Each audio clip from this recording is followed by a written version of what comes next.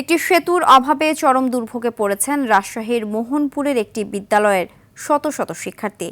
ভেলায় চড়ে কিংবা মানুষের কাঁধে করে বিদ্যালয়ে যাচ্ছে অনেকে। ঝুঁকিপূর্ণ যাতায়াতে সন্তানদের নিরাপত্তা নিয়ে উদ্বিগ্ন অভিভাবকরা। রাজশাহীর বাঘমারা সংবাদদাতার পাঠানো তথ্যচিত্রে আরও জানাচ্ছেন সাকিব আল হাসান।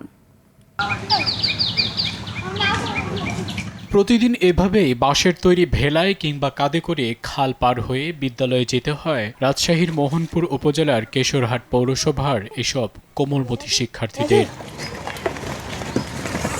দুর্ঘটনা শঙ্কায় নিয়মিত স্কুলে যাচ্ছে না অনেকে।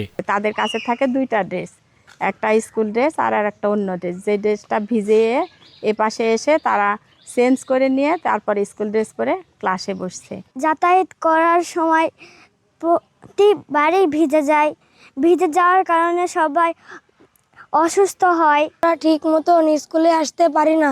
এখানে একটি ব্রিজ নির্মাণ হলে আমরা স্কুলে আসতে পারবো, লেখাপড়া করতে পারবো।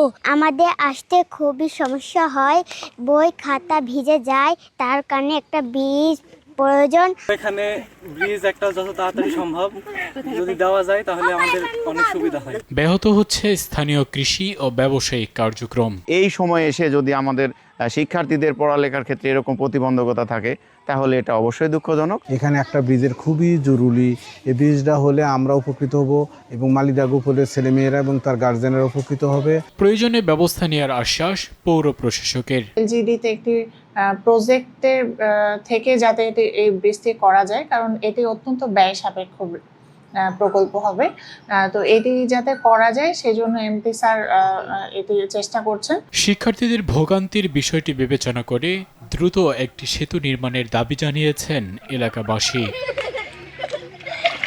সাকিব আল হাসান, RTV।